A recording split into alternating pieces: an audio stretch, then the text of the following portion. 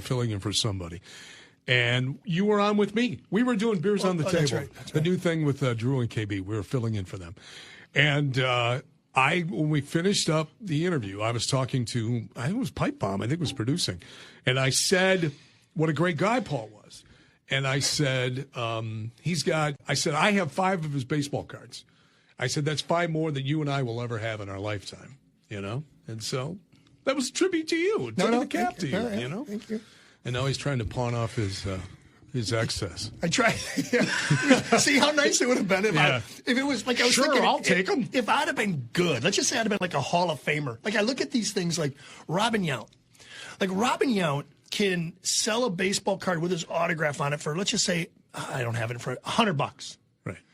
Hey guys, you want to go up north hunting? I'll tell you what, this is what we're going to do. We're going to buy new fishing poles and stuff. What are you doing, Paul? I just pulled out 10 cards. I'm going to sign 10 of them. Here's $1,000 for us. And now we can, now it's like, I'm sorry, Paul. We'll take that card. But, I forgot to add that $25 service charge we got to charge. By the way, speaking of Robin, you want to feel old? Yeah. Robin turned 70 this week. Wow. 70 years old this week. He broke into the big leagues in 1974. And the reason I know that is because I have an autographed black and white photo of Robin his rookie season with, oh my God, my mind just went blank. Second baseman at that time. This is pre-Jim Gantner. He was the guy who was the skip in Toronto and said that he was a Vietnam decorated war vet.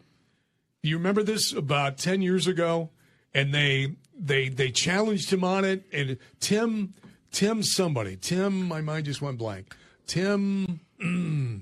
Anyway, he was the second baseman at that time when Robin came up. And they show those two turning a double play.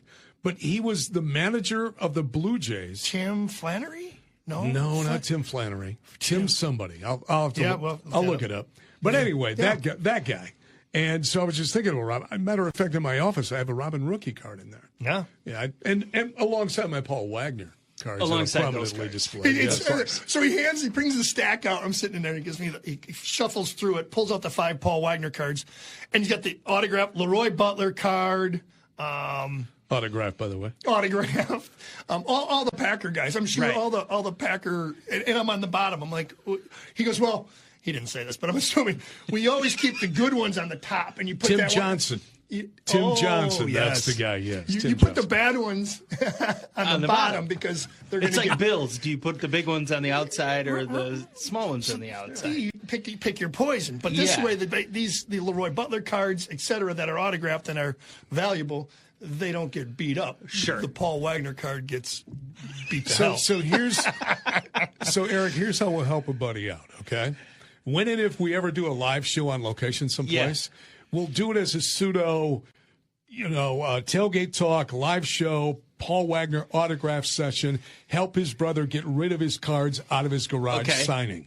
Fund Wag's food plot for next year. That's true. Or yes. whatever. Well, no. I tell you what, every baseball card you take, minimum of 5, you get $1. You buy 5, we'll throw in a 6th card free. That's right. Oh man. You buy 1, you get 5 free. Oh, that's great. Exactly. By the way, later on in the show today, I talked to my brother-in-law in Florida, and he is actually hunting gators this week. Okay. Oh. Yeah. And so we're going to have him on the show, if not next week, the week after, depending. Okay. He's in law enforcement, and, sometimes when we do the show, it just doesn't jive with him. But anyway, so I wanted to tell you that. And the other thing I'm going to play a little bit later is a story from Florida, and it's not a Florida man. It's a Florida woman who fought off a gator who was trying to consume her dog. Oh, geez. Yes. So we'll get to that in a little bit later in the program. I know you two guys have been busy this week. Yeah, been active. We're doing in the stuff, season. right? We are in the season. My phone's been blowing up from you guys. Take a look at this. Take a look at that. I don't know what else to say, but the chess match has begun. That's pretty much what it comes down to, is that we've got some hours in, and I'm not sure, I guess you could take that in a number of different ways. The chess match between the wasp that came alive after the thermocell started rolling, the chess match with the big doe that eats like a horse in Wag's food plot, or the chess match against the weather that it's like I bought a USB fan for Wag's blind because it's so freaking hot in there. So we're trying to brave the elements in whatever capacity we can so that we can knock down a couple deer early this year. Right. And we definitely that is the goal. It's been fun so far. Yeah. It's been a challenge, but so Tim, I don't know if you know this, but Wags has this doe that's like probably 2 times the size of her fawns. Her 2 fawns that she has, she is the size of both of them. Really? She is a good-sized deer. Okay. And she just walks out into the food plot, and she hangs out at like 65 yards for the most part. Walks right in front of the camera, so she's out there. Mm-hmm. And she just stares at the blind. That's all she does. She'll eat a little bit, and she'll look at the blind. She'll eat a little bit, she'll look at the blind. She's very sketch about everything going on out there. So it's this chess match that we've started now, and I was very close on Sunday. 47, did you say? 43 yards? Well, the little one was 44 yards, and then she turned around, and I saw Mom started walking out. Mom got to like 52, which is still quite a poke. Yeah. So, we're seeing her every day. I mean, she's out there constantly. It's just a matter of her taking one step the wrong way. She's got the 2 marks. She's been there. I bet you, if I had to guesstimate, I would say she's about 5 years old. Okay. Somebody else says that they think she might be 6 or 7. We've seen her. She finds she finds anything that's out of the ordinary, whether you're in the blind, whether you're walking across, whether you're in the trails to the north and you're coming through. She is the most alert thing. And we've been trying to get her. I mean, and we know it's the same doe because of her markings. Yeah. We've been trying to get her for at least 3 years now. I'm just going to say it has to be an older deer. Oh, yeah. Yeah. 3 years now we've been trying to get her. And she just won't come close enough for I think maybe we ought to do one of those, I don't know, a Wile E. Coyote thing. We ought to set a trap and net her. Oh, man. We'll be just climbing up into that one tree over in the back corner off on the left side of the food plot and just tucking in there. And she'll look at you and just shake her head. Like, boys, that's not going to work. So I think it was Sunday. So Sunday I text Wags, and Wags was watching football, and I was out there, and I sent him a message, and I said, well, she's at 70 yards. And I said, I'm just hoping that something happens here. Then I text again. Well, the kid came out.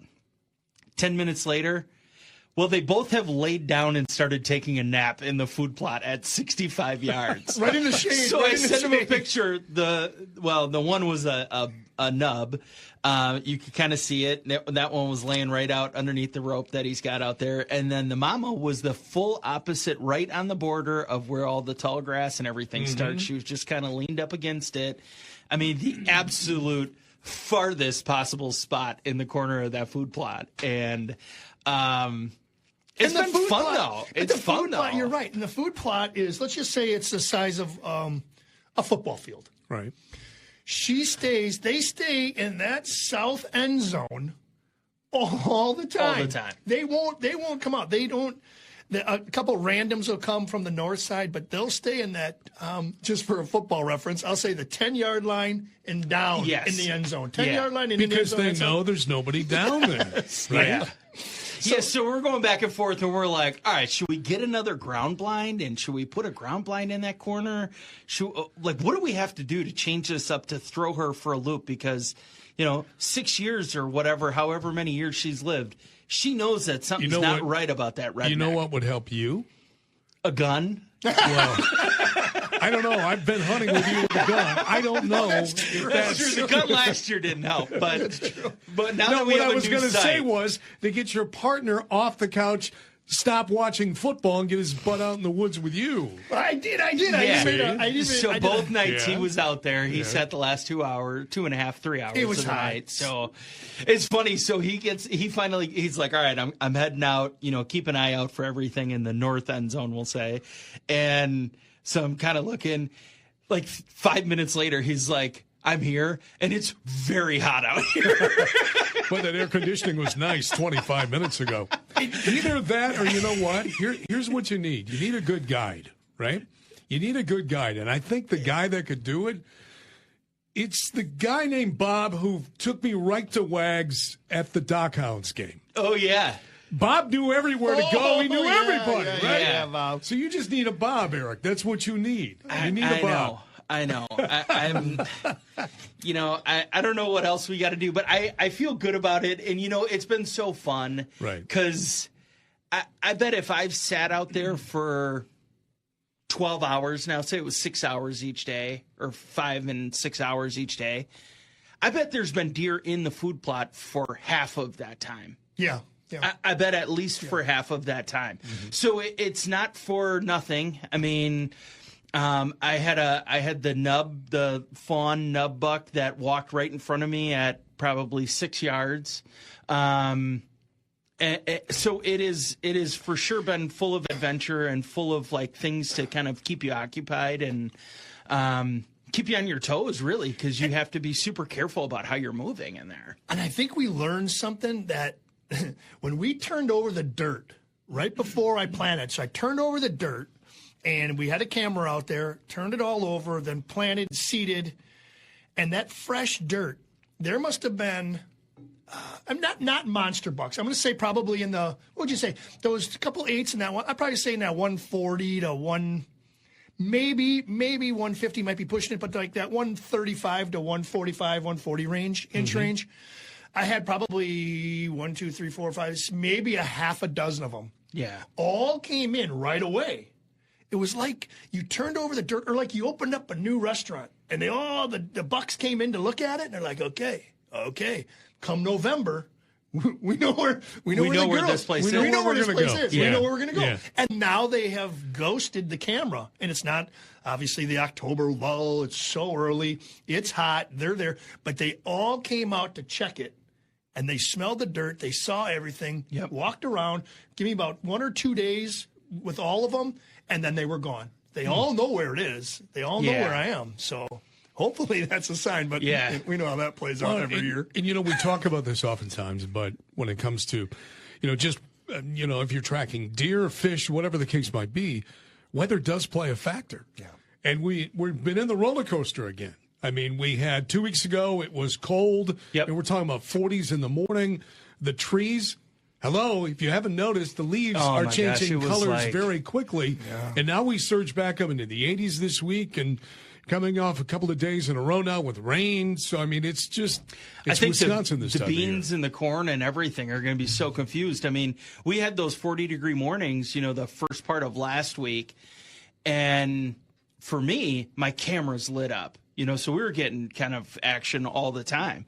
And then I could just tell. I mean, you could almost watch the colors turn on the bean fields by my house. Crazy. Yeah. I mean, every time I drove by, it was 20% more yellow and 20% more yellow. Yep. And then all of a sudden you see the corn stalks and they're all starting to brown up. Yeah.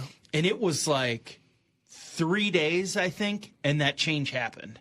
And we're talking about acres and acres of these bean fields and cornfields. It's kind of crazy to see, and then you'll start to notice that, we can look out the studio here now, and we don't see any orange out there, but you'll find a random tree that's blaze orange already. Right. And then, I think there's one just right down the street from the studio, and it's Mother Nature's way of starting to progress things into the fall, and things are going to start changing. And and what will also change too is that soon, if it's not happening already, is that farmers are going to be in the fields. Right. They're going to be doing heavy harvesting of the beans and the corn and that type of stuff, Wags, and that changes things a lot too. Yep, and usually they usually do beans first. Yeah. Moisture content in the corn is one thing, I know that, but it always seemed like bean fields were taking off, but again, again, it's all of a sudden we're going to turn around and it's going to be halfway through the NFL season, halfway through the Badgers season. Right. And we'll be talking about other things, and we were like, what just happened? Where did it go? Where did it go? Late season. Yeah. Oh, it's muzzleloader. Oh, it's this. Oh, it's that. Yeah. But I think we're doing a good job of kind of taking advantage of our first, couple days. And even though it's probably the absolute worst kind of conditions that we want to be hunting in, we're still just, it helps because, I've never been a fan of this early season. And, sometimes you get out and you sit on opening day because you have to. And you want to get out, you want to say, okay, we're going to work through some of the kinks and we're going to work through all this stuff and we're going to just get our first sit in. But now, all my friends are like, why don't you hunt early season? I'm like, well, because A, I don't want to sit out and fight the mosquitoes for hours, and I don't want to sweat my rear off trying to get out there and set up a stand and do all of that. And they're like, yeah, but you completely overlook the fact of all of the deer are still on their summer patterns. So anything you've seen on camera, they're coming in at 2 o'clock every day. Okay, well, they're going to keep coming in at 2 o'clock for now. But you never know when that's going to change. So if you know that's happening, especially with bucks, take advantage of that and capitalize early. But how sad. I'm sad every end of bow season because I still have a tag in my hand. But how sad would I be? All my luck would be that big buck would come in. Like I just showed you a picture. Yeah. Buddy shot one. Yep. One of my buddies shot one. I showed it to you too. Skinny neck. Nice big rack. He's not in rut. I go, Bobby, you're done. I go, well, what are you going to do now? Well, I don't know. I didn't really think of that. It's September. We've had a couple We're 2 days into the deer Packer season. games and stuff. I go, what are you going to do? Yeah, but see, you talked about this before, right? Where you like to wait. Yes. The problem with it is that you may be stuck with the tag. And if you have the Muy Grande in front of you, you're not going to not shoot. You're not going to not shoot. You know what? Just have a nice day. Just, and I'm just going to sit here and I'm going to watch Mother Nature. I won't tell Sleep you. in. Yeah. Go sit in the redneck and take a nap if you want to. Who cares what no, you it's do? too hot. You got to get that fan in there so it's comfortable. Well, come October when it's like 45 degrees, it's perfect temperature. Maybe throw like a base layer on and just go out there and see what happens. I want to do that. See, I want to that's bitch. and no pressure. So we can bitch about how cold it is now. Oh, it's so cold and rainy. Oh, that big one got away. Why did you shoot that one September 15th? I'm like, because I Weird. Paul, it's weird having Paul in studio. I'm glad you're here. So nice. It is nice. It is. I shouldn't say weird. That's not. No. That's not. No, it's not weird. Polite. No. It's nice. It's surprising. It's polite. Yeah, exactly. So, See, it's weird for Tim because I've seen you the last couple of days, so I it's haven't. been nice to, actually. It's always on the phone. Yeah. It's always on the phone or Access 3. Inside information. Or what access am I in? Or Armin's on access. Yeah, what do you or I'll get, what's the deal? I'm hearing Billy and Armin. I'm not hearing you. Billy and Armin. Potawatomi Sports Book. I'm trying to stop gambling, and all I do is get Access 3, and Billy's giving me Get your parlay. Parlay of the day. Parlay of the day. I'm like, oh, hell. Okay. man. So I actually texted Billy one time. I go, Billy, what was that one? Tarang 1.5 bases. I go, Schwarber 1.5 bases. I'm like, oh, brother. I put a 3-teamer in and lost. So what would be the outdoor parlay of the day? Okay. Oh. So what would it be? So Eric Tasker's in the woods, and he's watching Mother Nature at its finest. So what would be your parlay of the day? Well, for sure not. Now, Wags would include a nap. We'll just throw that in there. So. Yeah. Well, for sure not harvest total because that would be a stretch. But I think it would have to be species seen. Okay. So like we could do like over under 3.5. Okay. So it'd be deer, turkey, squirrel, Geese. goose. Yeah, have geese fly over. Okay. Oh, yeah. Yeah. How many deer total seen? Although that would be kind of tricky because it could be the same ones that come in and out. Okay. So I think that would maybe that'd be be a part good of one. it. And times dozed off. That'd be your 3-team parlay, right? Yeah. That's right. Mm-hmm. There you go. There's your outdoors 3-team parlay of the day.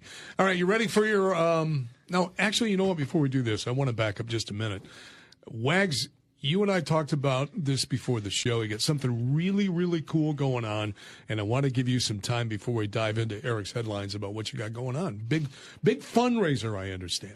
Yeah, real quick, it's the Lake Country Dock Hounds Foundation, and that's very, very instrumental in the community, and the Dock Hounds are so good with it, whether it be food services, shelter services, and we do it through the stadium at the parking lot, and there's always booths and stuff there, but we are doing a 2025 gun raffle this year, and I'm just going to rattle off 5 of the guns and then give you some idea of what it is.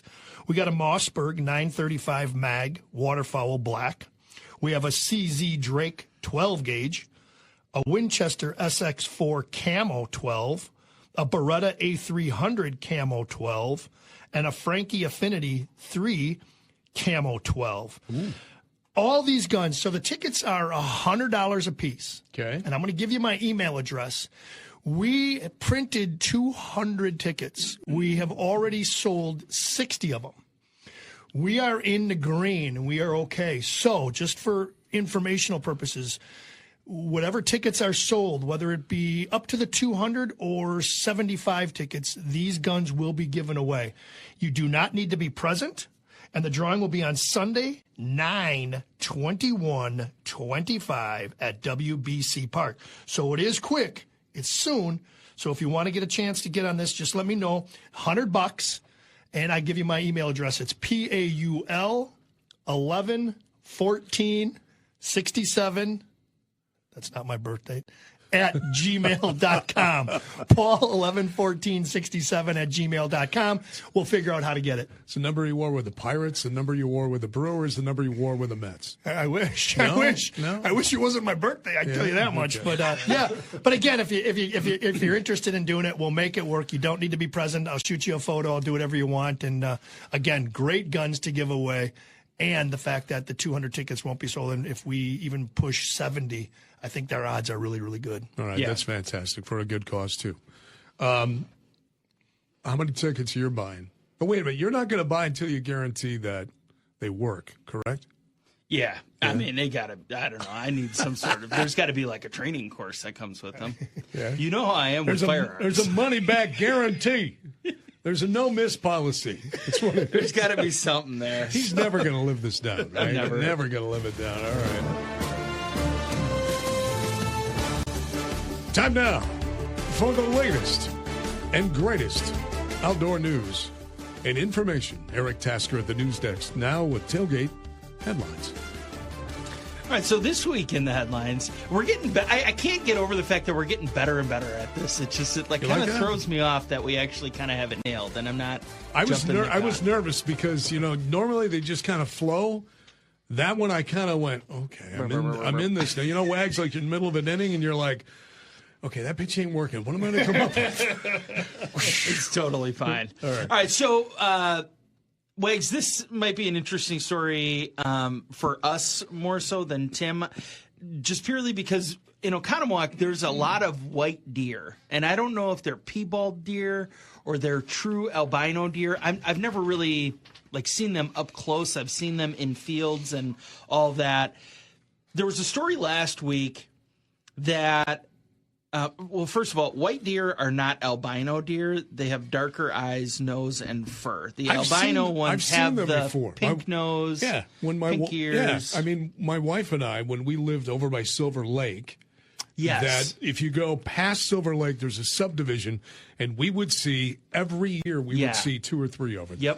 Yep. So there's Wood County, Marathon County, Portage, Winnebago, and Jefferson counties, so kind of getting close to us, could soon be able to harvest white deer. Those counties have what the DNR calls a prevalent amount of white deer. Really? Wow. So now we've gotten to the point where there is enough of them that it's not a concern if some of them get taken.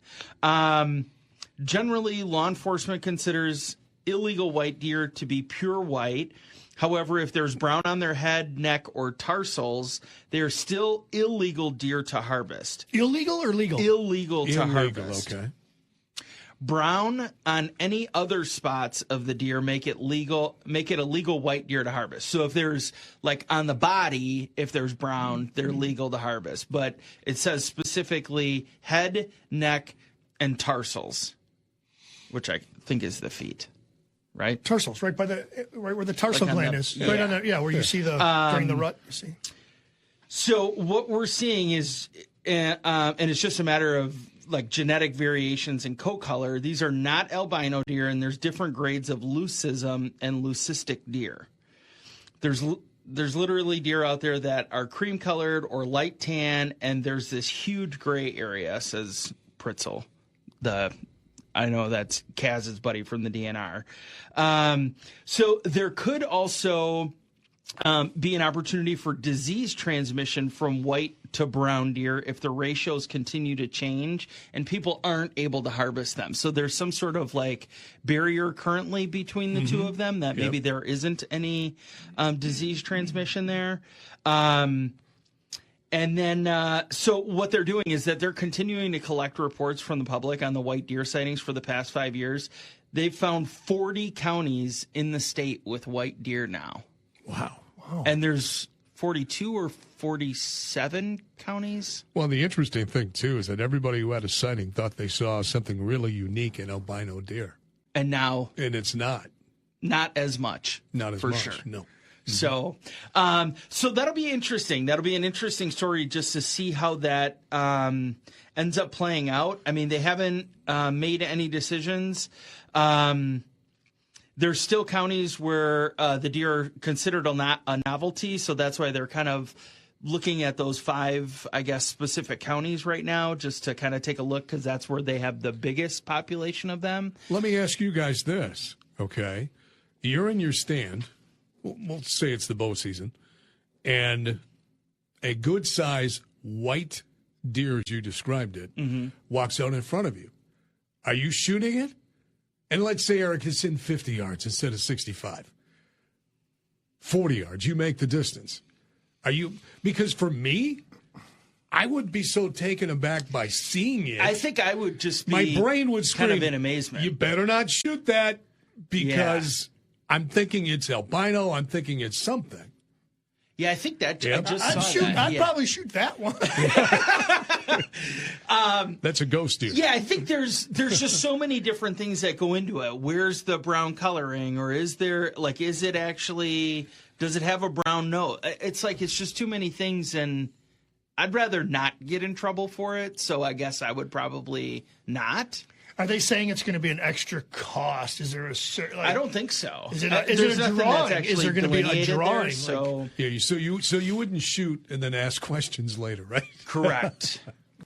Then you really wouldn't shoot anything for 3 years, because your license would be suspended for 3, and then I'd have to. I think, sorry, Tass. There's another big one right by your blind. Yeah. Again, I think it's me. If I see it, I would just be stunned that I'm seeing this. Yeah. Grab the phone and take a picture, maybe. Yeah, do something like that. Google it. Look it up. Yeah, it'd be hard not to take a picture for sure. Exactly. How do you not? I mean, just to see something like that walk across in front of you.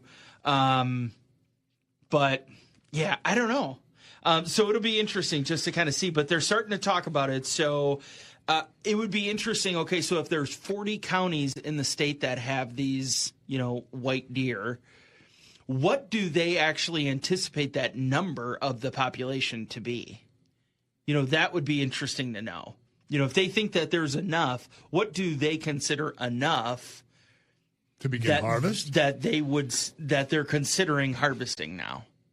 I don't know. It doesn't say anywhere in this And you know what? article, That is crazy, because to be an albino deer, it has to have the male and the female both have to have that albino gene. Correct. So this brown buck who has the albino gene, he gets harvested. Now that's one of the, because one gene in the doe doesn't do it, or one gene in the buck doesn't do it. They both have to have that. So again, it can be a population issue, or a little bit of a over number right now. Right. But that number can be halted as soon as those gened animals are taken and harvested. Right. I just wonder if they're looking at this and going, okay, it's cool. It's not albino per se. It's just a different color. Yeah. And so they just lump them all together and say, this is no different than, your normal brown doe that you're going to try to shoot. Right. It's just that this one is white because it's a different color. Yeah. Maybe? Nah. I don't know. Maybe it's like chicken. Maybe it's all white meat then.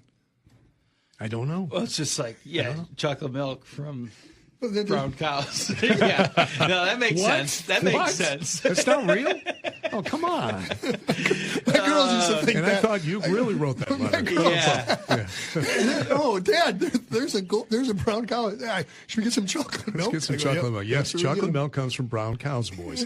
They believed it for a long time. No, I'm kidding, of course. What else do you have going on today, Eric?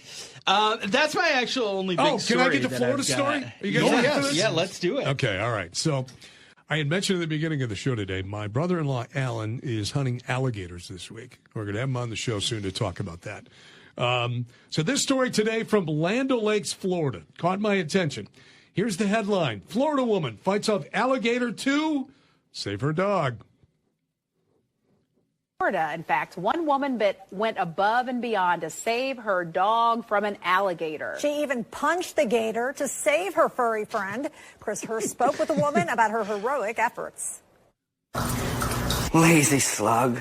4-month-old Dax probably has no idea his owner, Danny Wright, But anyone would do it. saved Dax his life is a last week. But Shih we've Tzu. never seen an alligator back here. She took Dax behind her house in Land O'Lakes and walked along this stagnant creek. I heard a squeal, and I got pulled. So the alligator had him by his air tag and drags him. She says an alligator bit Dax's collar and dragged him into the water. Then Wright fought back. And I just punched and I punched him in the eye enough that he kind of let go, like he unclamped a little. And I pulled out, but his teeth were like here and just drug down my arm. It may look like algae or maybe even astroturf, but it's actually floating water moss, and it provided a great cover for that 5-foot gator. Soon trappers and FWC Can't even believe this happened to my life today. came and caught the gator. I freaking fought an alligator and won. Wright recording it safely I'm looking inside at the her alligator porch. video Be now. careful with your dogs. These alligators are no joke. I mean, 15 feet he came out to get him, and I didn't see him. And she has a reminder for dog owners to avoid taking them anywhere close to water. I learned to be more alert. Constantly walk around. I'm looking at my phone all the time. Leave your phone at home, Pay attention. Because you never know what might be lurking. But in Florida, if it's wet, you can bet a gator is close by. I don't know how she thought there would never be a gator in that body of water. But that dog Thank you. That's what I was thinking. Same way. Oh, my gosh. Okay, I don't know if this lady's from the East Coast, maybe somewhere. She kind of had like a little bit of a Boston accent or like a New York accent. The alligator got my dog by the air tag. You should have seen, again, I'm watching the video here. Her arm is wrapped from her wrist to her elbow, where the gator clamped onto her forearm. Oh, my gosh. Yeah. That is good.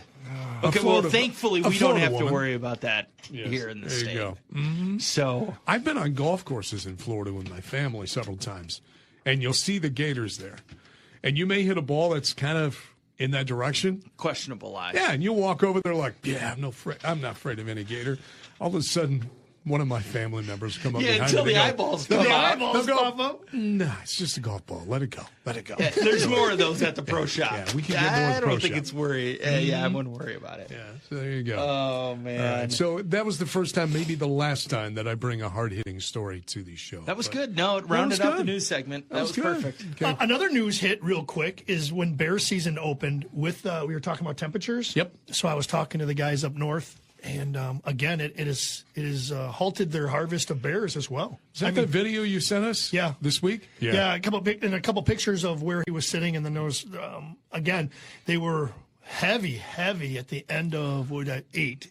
Like the dates on his pictures that he sent me were 8/26, 8/27, and then all of a sudden the heat started coming in. So the other night he was out this week, and it was about 85 degrees, he said, and again nothing was hitting until. So it's affecting everything in the wildlife. Yeah. You know, the other thing that's not affected by the heat? Mosquitoes. My God. podcast page. But Wags, real quick, you've got this great raffle going on to benefit a lot of people. Gun raffle, but it wraps up tomorrow, Sunday, correct? Correct. So it's $100. I'll give you the brief note real quick. It's $100 a ticket. No need to be present. The drawing will be tomorrow. If you want to get in on it real quick tonight, I will get them for you. Again, my email address is paul111467@gmail.com. We'll figure out the logistics. I'll give it to you, give you a picture of your ticket, and hopefully you're a winner. And hopefully somebody took advantage of following you on social media because you had some links up about that this week, too. Yeah, we put it up earlier this week just knowing that we were going to talk about it, with the raffle being tomorrow, obviously. So, yeah. Good luck to everybody. Hopefully not good luck to everybody. Hopefully good luck to Eric Tasker. There you go. That's what we're hoping for. Let's talk a little bit about one of the original partners in this program. It's our friends at Bunzels. Yeah, Bunzels. Hey, if you are through all of your venison from last year and you are looking for beef sticks or something to get you through your sits in stand in 98-degree weather or 108-degree weather, as it seems to be right now. Bunzels has a wide variety of different hot sticks, jerky, cheese sticks, whatever you want to bring, and also like cookies and all sorts of stuff to kind of get you through those long, grueling days getting attacked by mosquitoes. The other thing I want to mention about Bunzels is that they also do wild game processing. So now it's at a different location. It's like 81st, I believe, or 83rd and Burleigh. It's a different plant, a different shop, a butcher shop. And it's first come, first served, though. So if you do end up harvesting a deer, make sure that you're there early.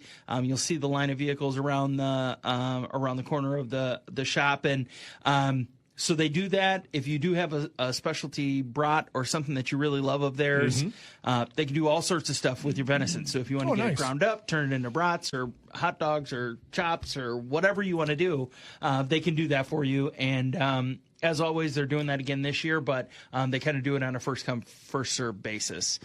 So get there early. And the website is? Bunzels.com, Bunzels.com. What about what's the September giveaway? Oh, we already talked about Sweet that, meat deal.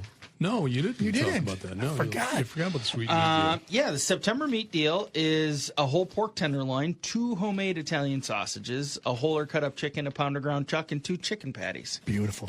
Pork chops or $20. pork tenderloin? Pork chops. Pork chops or pork tenderloin? Yeah, if you cook it right, a pork tenderloin is pretty dang good. Isn't the pork just cut the bone out and it's a tenderloin? Well, isn't it? yeah, but the reason I ask is because my wife has given up on pork chops. Okay. I like pork chops, but she's like, I can't do this. They're always dry. I just can't. Yeah. And so we're shifting more to pork loin. That's what we're going to do. Okay. Instead. Yeah. My thing is that we always do like sliced super thin onions and shaved apple slices, and you caramelize them with like a little bit of brown sugar and butter, and use that to serve with your pork tenderloin. Oh. Incredible. It's a lot of work. Well, it's a lot of work. Maybe me and you should be invited and check it out. There we go. Yeah. We can do that. You can do that. And we'll give you a grade. Thumbs up or thumbs down. Yeah, Sherry's not allowed to use the mandolin, though, because she'll lose a thumb or she'll lose a finger. Like the little flat slicer that you can get even slices with everything. It's like the you lost me at mandolin. I thought it was like what? Mandalorian, actually. I thought Wags again. I thought it was like an Italian city where we go. It's on the Amalfi Coast, and Wags, when you're out in Italy next time, stop at the Amalfi Coast at the Mandolinian. Make sure you don't cut your fingers off. When you're with the boys at the Planet Fitness, waiting for them to come out in Rockford, swing by the Dollar General store and pick up some Yinsu knives. They slice ham so thin your in-laws will never come back. It's probably a good thing that we don't sit in the blind together, Wags.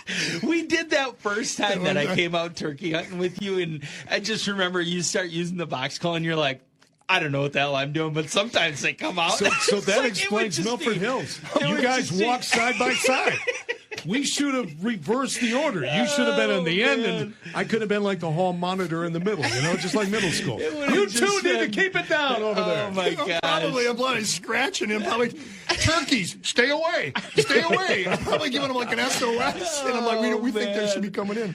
So what do you two have going on this weekend? You know what I'm doing. I got football all weekend, but what are you guys doing? Yeah. Well, I'm going to our friend Shanna from our sister station, FM 106. They're having a gender reveal. Yeah. She's on with Drew and KB, and she's doing a gender reveal today. And if everybody thinks it's a boy, they have to wear Packers gear. Okay. If they think it's a girl, they have to wear Bills gear, or red, white, and blue, and then green and yellow. So that's how they're doing their gender reveal. Remember, Wags, when we never did that? Yeah. We just went, find out. Surprise! Whoa! Right. Okay. Then you make go, hey, I need blue stuff. I need pink stuff. Yeah, and I'm sure all of the guys that are hunters are all going to be thinking, we just had a cold front, and I really think that we should be out in the woods, and so maybe we'll call it a wrap early, and we'll get back out there this afternoon. If not, you'd be there out there. You can come out here tomorrow. Yeah, exactly. There you go. So.